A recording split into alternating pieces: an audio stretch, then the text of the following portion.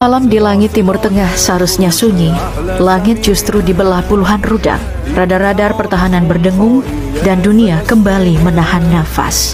Karena untuk ketiga kalinya, Iran membalas. Operasi ini mereka sebut True Promise 3, sebuah janji yang tak pernah padam. Hanya 14 jam setelah langit Iran dihujani api, bukan dengan kata-kata, tapi dengan gelombang demi gelombang rudal balistik dan drone kamikaze. Ratusan rudal dan drone dilancarkan. Operasi True Promise 3 pun dimulai dan tak ada yang bisa menahannya.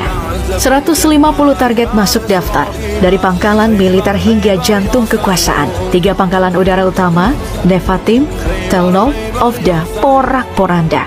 Jet tempur terbakar, hanggar runtuh. Dan untuk kesekian kalinya, sistem pertahanan Israel kewalahan. Iron Dome, David Sling, Arrow, sistem-sistem miliaran dolar ini tak mampu menghadapi serangan dari segala arah dan ketinggian sekaligus. Sebagian memang berhasil dicegat, tapi sejumlah lainnya berhasil tembus, menghantam targetnya. Langit Israel seolah bocor. Sistem pertahanan Iron Dome mengalami kerusakan. Tak berhenti di sana, Iran menghantam kompleks Kiryat di Tel Aviv, jantung komando militer Israel.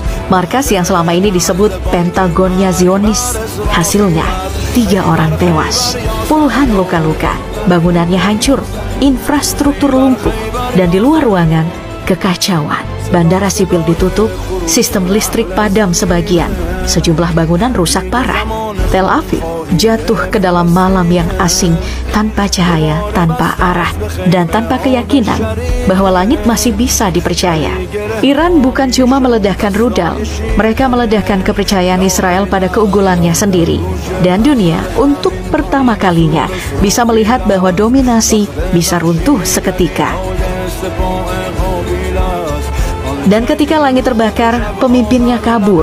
Benjamin Netanyahu, Perdana Menteri Israel, dilaporkan terbang ke Yunani, meninggalkan warganya yang ia minta untuk tetap bertahan di tengah kobaran balasan dari Iran. Tapi yang lebih keji dari sebuah pelariannya, melainkan bagaimana pemerintahnya bertahan dengan menjadikan rakyat sendiri sebagai tameng.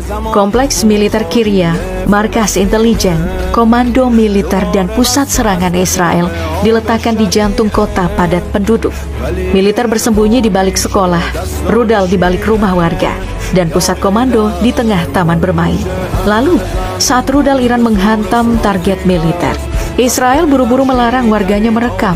Larangan menyebarkan dampak dari serangan, media dikunci, dan gambar disaring. Yang dipamerkan itu hanyalah kerusakan di Tel Aviv, kawasan padat penduduk. Seolah-olah Iran ini membabi buta, padahal fakta di medan berbeda.